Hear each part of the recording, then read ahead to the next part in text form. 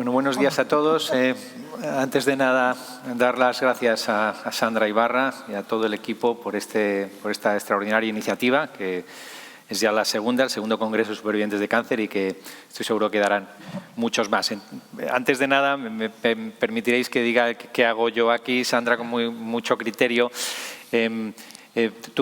Yo soy familiar de una persona con cáncer. Mi hermana Regina en los años 90 fue diagnosticada de cáncer de pulmón, cumplió la estadística de esa época y a los 2 años falleció. Debo decir que yo no estuve al lado y no sufrí digamos, no estuve en primera persona, pero es cierto que lo hizo mi madre, que es una luchadora, con 95 años, ahí sigue, así que hoy la llamaré de nuevo, como cada día, y le diré que he hablado de ella en este contexto y seguro que le hará mucha ilusión, porque es una persona positiva y todas estas cosas las ve siempre con todo la carga que supone, pues lo ve siempre como experiencias intensas y, bueno, ¿qué voy a decir de las madres, como habíais dicho? Sin más demora, si os parece, doctora Garrido, querida Pilar, lo ha sido todo en la oncología y lo sigue siendo, así que tenemos una oportunidad extraordinaria. Para mí es un honor compartir mesa con estas 3 personas, con Carmen, también paciente de cáncer de pulmón, y con Santiago Viteri, el doctor Viteri, también el director del WOMI Center Cáncer, como antes se ha dicho. Vamos a hacerlo un poquito transversal para que podáis compartir experiencias, y como nos han dejado la pelota botando en la anterior extraordinaria mesa, se ha hablado de transformación del sistema sanitario. Vamos a ver desde las posturas, desde las visiones, desde lo divino del tratamiento, del cuidado, hasta lo más humano. ¿Cómo ves, Pilar, esas transformaciones en relación a, más allá de la oncología médica? ¿Cómo estáis viviendo en el Ramón y Cajal y cómo ves desde tu experiencia que se puede avanzar en esa transformación? Porque, si bien es cierto, os he oído hablar a muchos de vosotros de que estamos todavía en la práctica médica del siglo pasado y la oncología va más rápido, ¿no? Bueno, hablar de transformación, teniendo aquí, por ejemplo, a Rafa Bengoa, ¿no?, con el que estuvimos haciendo un trabajo en FACME de las cosas que eran necesarias cambiar en el sistema post-pandemia, pues realmente daría para horas. Yo lo que puedo decir es que para que podamos atender a un paciente y darle todo lo que necesita, nos supone un esfuerzo tremendo, y no debería ser así, porque hay cosas que deberían ser más fluidas, ¿no? En el cáncer de pulmón influyen muchas cosas, y se ha comentado antes, la prevención primaria, ¿no? No hay que fumar, sigues yendo a las puertas de los colegios y ves fumando a mucha gente, sobre todo mujeres. En parte, ¿no?, seguimos defendiendo que el problema es que las campañas históricas estaban más centradas en el modelo que había entonces, que era de varones, y la mujer no se sentía identificada con ese riesgo. Hay un aspecto en mujeres jóvenes que tiene que ver con el cuidado estético y que fumar te quita las ganas de comer, y entonces es más habitual que los chicos jóvenes hagan deporte, y siendo todo estereotipos, ¿no? Pero las mujeres, pues muchas empiezan a fumar y esto es una adicción, dejarlo es más complicado y además existen estos problemas. Por tanto, una parte importante del cáncer de pulmón, pero no todo, digamos, se reduciría muchísimo y, siendo muy optimistas, desaparecer si no existiera el tabaco. Luego hay otro cáncer de pulmón, que es el cáncer de pulmón que aparece en personas no fumadoras, que hay un porcentaje, es más frecuente en mujeres que en hombres, que muchas veces son gente joven y que además cuando tienes el momento del diagnóstico, la carga adicional de ¿por qué a mí, si yo no he hecho nada para tener cáncer de pulmón? Que esta persona que fumaba sí lo ha hecho. Asociado a eso está el sentimiento de culpa, ¿no?, que en ocasiones hace que los pacientes con cáncer de pulmón peleen menos que han peleado las mujeres de cáncer de mama. Creo que las mujeres, ahora hay más mujeres con cáncer de pulmón, generalmente también, y aunque pueda ser una generalización, pelean más. Pero una cosa que nos va a cambiar mucho es cuando se implemente el screening. hablando de la transformación, ¿no? El screening de cáncer de pulmón, hay 2 estudios de muchísimo peso que demuestran hace años que disminuye la mortalidad porque se diagnostican más casos en estadios precoces, cuando la mayoría de la situación actual es que se diagnostican muy tarde porque los síntomas no son muy llamativos, salvo el paciente que tose con sangre que le llama la atención. Los síntomas se pueden parecer un catarro o una gripe y ni el propio paciente ni a veces el primer médico que le atiende, pues lo primero que piensa, lógicamente, es que sea un cáncer de pulmón y va pasando el tiempo.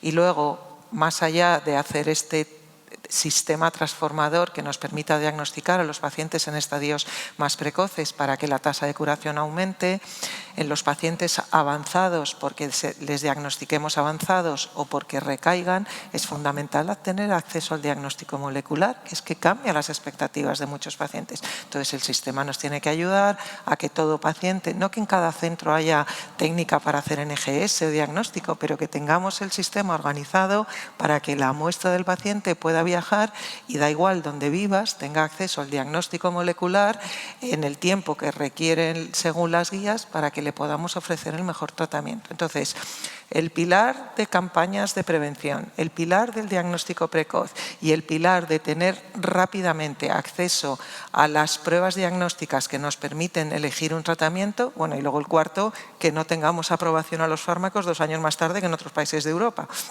Esto también para esas 4 cosas necesitamos el apoyo de la Administración y no será porque no llamamos a la puerta.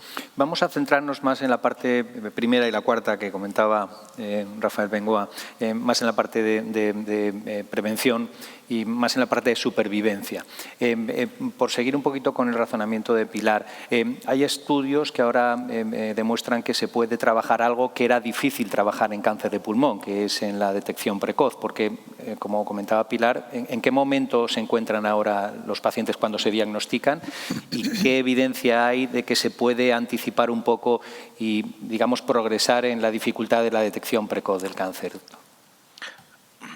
A ver, la detección precoz es un procedimiento, ¿no?, por el cual lo que queremos es encontrar esta enfermedad cuando todavía está muy limitada y se puede ofrecer un tratamiento curativo, ¿no? La cuestión es que para poder ofrecer eso, para hacer un programa que detecte estos tumores pronto, necesitamos alguna herramienta que sea útil, que sea sencilla, que se pueda hacer en muchos sitios, ¿no? Y eso pasa, por ejemplo, en cáncer de mama, la mamografía, ¿verdad? Entonces, la población está muy educada, las mujeres saben que tienen que ir al ginecólogo y hay programas donde, pues, a partir de una edad, pues ya te llaman y tienes que empezar a hacer esas pruebas, ¿no? El problema era que en cáncer de pulmón todavía no se sabía si existía ese tipo de interacción. Ahora ya se sabe. Un TAC de baja dosis de radiación para causar menos problemas, realizado a determinadas personas que tienen mucho riesgo de cáncer de pulmón, que serían a partir de 50 años, que hayan fumado, que tengan una historia de haber fumado una cantidad importante de tabaco. Cuando a esas personas se les ofrece hacer un seguimiento con estos TACs, se les detecta, antes de que tengan ningún síntoma, nódulos muy pequeños que son tumores incipientes que se pueden curar. El problema es que la implantación de ese programa, a pesar de que la Comisión Europea, pues, ha mandado que los países de Europa deben implantar un programa de detección precoz para el 2025, pues no es sencilla esto integrarlo en el sistema sanitario. ¿Por qué? Porque, bueno, pues supone hacer decenas de miles de TACs anuales que ahora no se hacen. Tiene que haber personal que analice esos TACs y los interprete y detecte los nódulos que se tienen que biopsiar o puncionar. O sea, genera todo, implementar eso va a generar un trabajo importante, pero es obligatorio que lo hagamos porque hacer esas pruebas salva muchísimas vidas, como se han demostrado ya en los estudios que se hacen. O sea, el problema no es si lo tenemos que hacer, sino cómo lo vamos a hacer, cómo vamos a conseguir y en cuánto tiempo que ese sistema de detección precoz esté puesto en marcha para que salvemos muchas más vidas. Carmen, tú representas la parte de la supervivencia. Preguntarte por esa transformación, claro, en tu caso es una historia, sigue siendo una historia obviamente pues, de éxito. Para que un poco conozcan un poco las peculiaridades, si quieres hacer un poco, contar tu experiencia vital. A ver, yo éramos 4 hermanos y de los 4 la única que vive soy yo. Los 4 con cáncer de pulmón, los 4 fumadores y cada uno con un tipo distinto de cáncer. A mí me operaron 2 veces, las 2 veces el tumor estaba encapsulado, distintos los 2 tumores, no necesité afortunadamente para mí ni quimio ni radio y aquí estoy. Y de ese sistema, el que te atendió, ¿qué mejorarías hablando de esta transformación? Bueno, yo estoy viva gracias a la prevención del cáncer de pulmón. Porque tú tomaste la iniciativa, ¿verdad? Yo participé acompañando a mi hermana a que le nombraran, bueno, un oncólogo, el neurólogo que la atendió, el neumólogo que la estaba atendiendo, le dijo que había un programa para detectar el cáncer de pulmón y entonces a mí me preguntó si yo quería participar. Le dije que sí, ya salí de la consulta con cita y bueno, me hicieron una serie de pruebas y hoy estoy viva gracias a eso, porque mis hermanos, la que más duró después del diagnóstico fue mi hermana, 2 años. A los 2 años falleció, mi otro hermano al año y medio y el mayor a los 5 meses de la detección del cáncer. Estaban los 3, ya tenían metástasis. Yo participé en ese estudio y me dijeron eso, que o esperar unos meses a ver cómo evolucionaba lo que yo tenía en el lóbulo superior o al quirófano. Yo dije, el toro hay que cogerlo por los cuernos, al quirófano de cabeza. Y efectivamente, era cáncer. Yo digo que mi cáncer fue benigno porque no necesité nada y a los 6 meses ya tenía en el lóbulo medio otro tumor, también encapsulado y lo mismo, benigno también, como yo digo. Y nada, aquí estoy, encantada de la vida, llevando una vida normal para la edad que tengo y eso, y viviendo el día a día. Yo, después de lo del cáncer, pienso que mañana, bueno, mañana no, hoy hay que vivir, no me privo de nada, bueno. De lo que nos privamos todos. Efectivamente, pero espero, no sé, como yo digo, tirar así por lo menos 10 años más. 10 años más, bien. Está bien, daré un plazo. Así que... Pilar, vamos aprovechando también que Carmen nos va dando pistas. Tenemos el diagnóstico precoz y tenemos que incluso con el tratamiento puede ser más sencillo. Siempre se necesita tratamiento, pero unas veces es de un tipo o de otro. Y luego tenemos lo que es ahora un poco más presente, que son las detecciones más tardías y la situación. Hablemos de las opciones, digamos, de investigación, las que tenemos ahora y cómo ves tú el futuro del tratamiento. Es decir, si hay esperanza, vamos a prolongar aún más la vida en los casos de cáncer ya, digamos, metastásicos o un poco más tardíos. ¿Cómo está esa situación? Mira, cuando yo empecé hace más de 30 años, era rarísimo que un oncólogo tuviera mucho interés en cáncer de pulmón porque entonces había muy pocas opciones y no se investigaba nada, ¿no? Y los resultados no eran buenos y bueno, pues lo decía antes mi compañera, ¿no? La doctora Eva Ciruelos, que realmente nos llevamos a los pacientes a casa, ¿no? Entonces era como una situación, diríamos hace 30 años, bastante desoladora. Ahora los residentes jóvenes se pegan por hacer cáncer de pulmón porque Probablemente es el tumor en el que todas las oleadas de nuevas opciones de tratamiento han tenido un impacto más importante.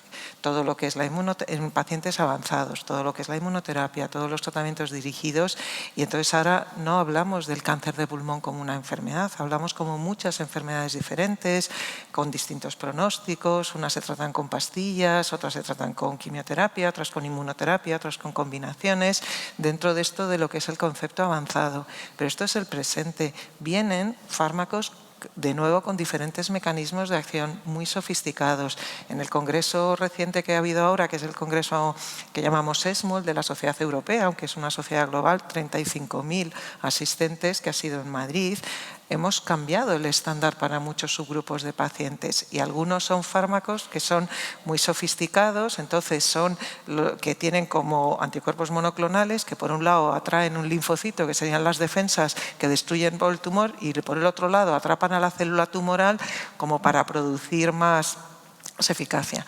Entonces, tenemos por delante, pero no un por delante futurible de a 10 años, no, tenemos nuevos fármacos a la puerta que nos van a ayudar a mejorar los resultados. Yo creo que también a veces desde el mundo, ¿no?, del periodismo, con la intención de ayudar a los pacientes, se echan las campanas al vuelo y se habla de resultados como absolutamente transformadores. Y yo creo que nosotros lo que somos es más prudentes y es todo suma. Mientras ganamos tiempo, mientras ofrecemos un tratamiento más, aunque aumente la mediana de supervivencia en un tiempo menor de lo que a un paciente le gustaría y a nosotros también nos gustaría, pero estamos ganando tiempo si es con calidad y estamos dejando tiempo a que lleguen nuevas innovaciones. Entonces, lo que tú decías antes también, las medianas de supervivencia han cambiado, las estándares, y lo que nos viene a la puerta nos va a ayudar a que eso vaya mejorando. También nos obliga, porque vienen efectos secundarios muy diferentes, algunos de estos pacientes van a requerir, que ahora no era necesario, estar ingresados 2 o 3 días hasta que porque la toxicidad, sobre todo primer y segundo ciclo, pues puede ser, digamos, muy estrepitosa de aspecto y hay que tener al paciente bien vigilado, o sea que también va a tensionar el sistema si de repente vamos a necesitar tener más camas en hospital de días porque pacientes tengan que estar 1 día o 2 días, sobre todo el primero y el segundo ciclo. Pero bueno, por ejemplo, en el cáncer de pulmón de célula pequeña, que es una enfermedad que no ha tenido cambios casi en los últimos años, pues discutíamos de un fármaco muy prometedor, no para todos, para un grupo, estamos investigando qué grupo es, pero con largas supervivencias. Pero claro, el paciente tiene que estar 2 o 3 días al principio. Entonces, hay muchas opciones. Tenemos que ajustarlas a un sistema que las costuras ya las tiene muy tensas, ¿no? Por tanto, estamos hablando de supervivencia, es decir, y que eso irá más y probablemente esos más de 2 millones que se calcula, pues seguro que se superarán. Luego hablaremos de las implicaciones profesionales y de cómo deben ser atendidos los pacientes. Santiago, a corto plazo, por concretar también un poquito, ¿qué tenemos? El corto plazo, la detección precoz. ¿El tratamiento para detección precoz? ¿Hay alguna novedad? Bueno, un poco yo creo que distinguiría 2 cosas, ¿no? En la detección precoz, pues ya sabemos que tenemos que implantar este sistema de vigilancia mediante estos tags de baja dosis de radiación. Tenemos que saber a quién le ofrecemos ese programa, ¿no? Quiénes son las personas de alto riesgo.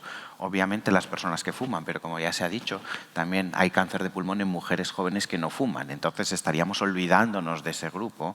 Y una cosa interesante, uno de los países que más ha avanzado en esta detección precoz de cáncer de pulmón es Taiwán, que ya llevan más de 1 año y medio de su proyecto de detección precoz. Y una cosa que han visto es que las personas que tienen por lo menos un familiar de primer grado con cáncer de pulmón también tienen riesgo de cáncer de pulmón.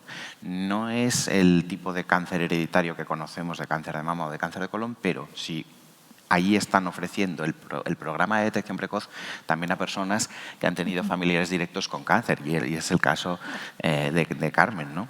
O sea que yo creo que eso es un tema importante, ¿no? Cómo iremos ajustando a quién hay que hacerle este programa de detección precoz. Otra cosa muy interesante es la posibilidad de detectar cantidades mínimas de cáncer en una analítica de sangre, lo que se llaman biopsias líquidas, ¿no? Entonces, nosotros ahora confiamos mucho pues, en hacer un TAC y ver si vemos una mancha en el pulmón, y la inteligencia artificial a veces nos ayuda a distinguir si esas manchas del pulmón son tumorales, si son benignas, si son malignas. Pero puede haber indicios en la sangre de un paciente, incluso con un tumor tan pequeño, que nos ayuden a detectar de manera precoz. Y uno de los proyectos, por ejemplo, el proyecto irlandés, incluía pues eso, un análisis en sangre, y a los pacientes que había una alarma en sangre, una posible detección de restos tumorales en la sangre, era a los que les hacían los TACs más seguidos, ¿no? Entonces, diagnóstico de imagen, uso de inteligencia artificial, nuevas tecnologías para detección de tumor en análisis de sangre. Esos son los avances de investigación más inmediatos que nos vienen para la detección precoz, ¿no? Y luego otra cosa es, una vez ya detectado, cómo lo curamos de una manera más efectiva y menos tóxica, ¿no? Todo el mundo se tiene que operar. Algunos tumores muy pequeños tal vez se pueden solo quemar con radiación. Antiguamente, pues a ciertos casos les ofrecíamos 3 o más meses de quimioterapia con intención de disminuir los riesgos de recaída. Ahora podemos en algunos casos ofrecer inmunoterapia o terapias dirigidas en forma de pastilla. O sea, todos esos avances que explicaba Pilar que se dan en la enfermedad avanzada, en las personas con metástasis, se intentan trasladar rápidamente a los estadios iniciales de la enfermedad para conseguir más curaciones y, a ser posible, pues con menos agresividad. Carmen, tú tienes, habitualmente tendrás revisiones, pero también vas al médico por otras cuestiones. Es decir, ¿crees que está suficientemente concienciado el sistema en lo que se refiere a las cuestiones habituales de salud de cualquier persona, y en este caso con la situación? Yo, en lo que a mí se refiere, no tengo queja. ¿Qué mejorarías? Pues no sé, que se invierta en lo que a mí me ha salvado, en detectar el cáncer a tiempo, en, yo qué sé, lo que decía la doctora del fumar, que cada vez la gente más joven fuma, más mujeres que hombres, empiezan antes, eso dicen, no lo sé. Y yo ya estoy citada para la última revisión, que tengo un médico que no me lo merezco, porque ya me tenían que haber dado el alta. Se supone que a los 5 años, dicen 5 años ya estás curada. Yo voy camino del 8º. O sea, en febrero hará 8 años de la primera operación. Bueno, ahora en diciembre hará 7 de la segunda. Pero yo... Sí que te mereces el médico. Y además te diré una cosa. Sí, sí, estoy encantadísima. Das un motivo más para que todo el mundo se apunte a la APP, en la cual familiares y personas comparten experiencia, y quizá pues puedan también darse cuenta de lo importante que es no solo decir que estemos pendientes, que hagamos detección precoz, cribado, etcétera, sino también concienciarnos en casos, pues lo que decís los expertos, a partir de los 50 en cáncer de próstata, pues a partir de, en fin, lo habitual, ¿no? O sea que sí te lo mereces. Vamos a hablar de cómo los especialistas pueden atender esta ingente cantidad de trabajo, porque además la oncología médica os dedicáis a investigar, o sea, es decir, es un trabajo doble, se investiga y se atiende a los pacientes. Esto no ocurre en todas las especialidades médicas. Pilar, estamos hablando de 280.000 casos al año de cáncer en España. Seréis algo más de 1.000 y pico oncólogos, no muchos más, médicos, 1.200, 1.300 quizás, no sé. Es decir, no podéis manejar toda esta, aunque hay otros especialistas que intervienen, pero ¿qué crees tú que debería ya empezar a tomarse en serio como una prioridad? Estamos hablando además de la segunda causa de muerte en el mundo y en España y en Europa, y probablemente a medida que se alarga la vida, la expectativa de vida alcanzará la primera posición. ¿Qué crees, qué necesitáis a día de hoy para que seáis capaces de atender los nuevos casos y que quizá la atención primaria o otras especialidades puedan asumir un cierto rol? Y luego... Sí, Sí, o sea, yo creo que tenemos varios retos relacionados con el cáncer en tema de números, ¿no? Por un lado está que la población envejece más, entonces conforme envejecemos más el riesgo de cáncer, ¿no?, es mayor y bueno, pues antes nos moríamos primero de enfermedades infecciosas, luego de cardiovasculares, todo eso se ha resuelto porque la medicina ha evolucionado y lo que se espera de los números de cáncer es que se multipliquen por 2 globalmente en el mundo relacionado con eso. Luego están los factores de riesgo que podríamos controlar y que no lo hacemos, que es el tabaco, etcétera, el famoso decálogo, que también hace pues que sigamos poniendo a nivel individual, ya no solo por el envejecimiento celular, sino porque ponemos factores de riesgo para desarrollarlo. Pero luego el ejemplo, ¿no?, es que los pacientes viven mucho más que antes. Por lo tanto, vamos a tener mayores diagnósticos de cáncer y muchos más supervivientes de cáncer. Entonces, eso supone un reto sanitario importantísimo. Con muchos aspectos, ¿no? Los aspectos relacionados a si ese paciente puede estar superviviente de cáncer con enfermedad o sin enfermedad. Eso, cómo estás vigilado de lo que has tenido, los posibles efectos secundarios que has podido tener como consecuencia o cuál es el riesgo posterior que tienes relacionado o bien con alguna enfermedad o algún tratamiento que tuviste de tener lo que llamamos un segundo tumor, no relacionado con el factor de riesgo como el tabaco, si no me lo invento, por algún tratamiento que hiciste que 20 años después te pueda aumentar el riesgo de tener otro tumor, que eso ya lo sabemos que en ocasiones se ocupa. Hay que hacer seguimiento en todos los pacientes, el seguimiento cuando deja de ser hospitalario y tiene que ser en el centro de salud.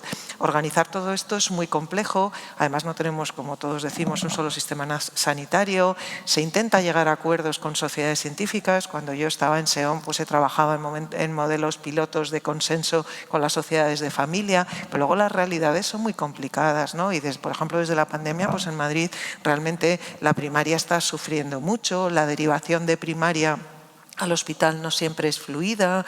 Entonces, yo creo que esto lo intentamos resolver cada uno como buenamente podemos, pero necesitaría, para que de verdad funcionara, una mirada desde arriba de una organización estructural más grande, porque el resumen es que cada vez va a haber más pacientes, no hay muchos más médicos, también hay que aumentar, ¿no?, el número de formación de MIR, pero tienen que tener buenos contratos. La gente si no se va, si estás hasta los 40 años con contratos cada 3 o 6 meses que no sabes si mañana te vas a tu casa, ¿cómo vas a fidelizar a la gente que está súper comprometida con su profesión? Entonces, bueno, estamos en un momento complicado desde ese punto de vista y creo que con mucho esfuerzo personal, porque medicina es una profesión absolutamente vocacional, salvamos los trastos, pero no vendría mal un poquito más de ayuda de las autoridades. Sí, sin duda.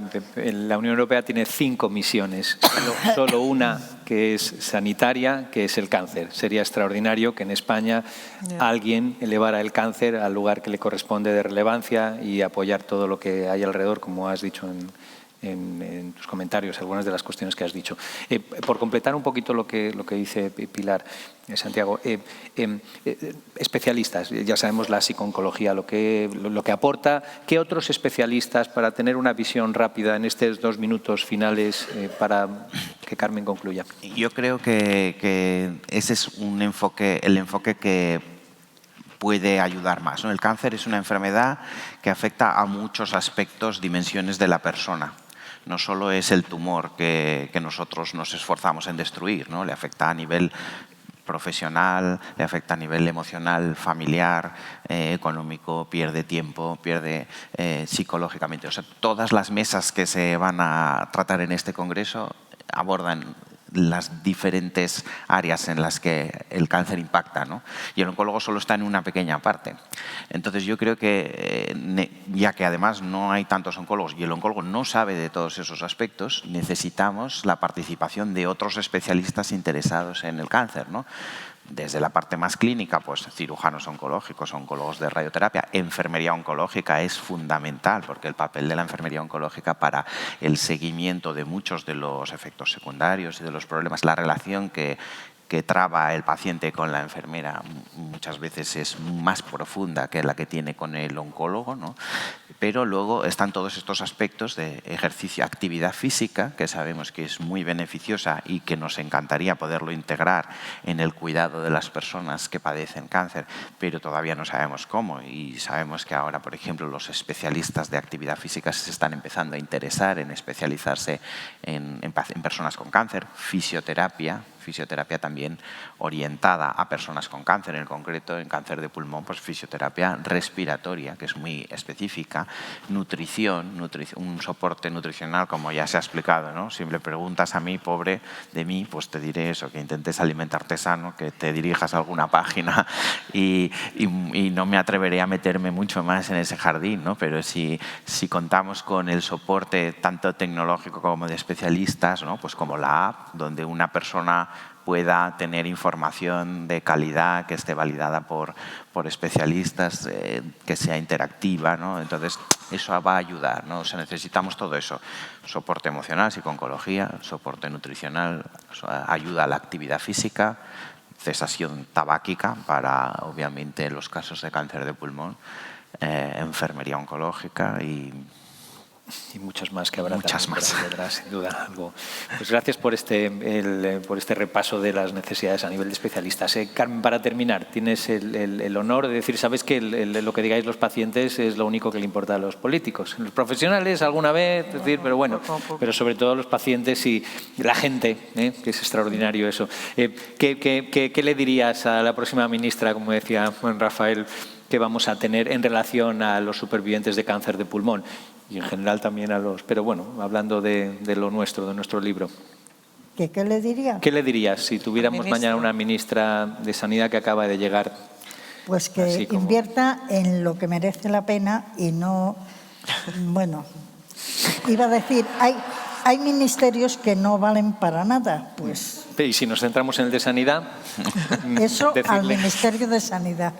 Para, pues eso, prevención ya no del cáncer de pulmón, de todos los cánceres. Y hablando de cáncer de pulmón, la prevención que mencionaba Santiago, de la detección precoz. Y tú eres un vivo ejemplo de que eso se puede hacer con cabeza. Así que un ejemplo para todos. Carmen, muchas gracias. Muchas gracias, Pilar, Santiago. Muchas gracias.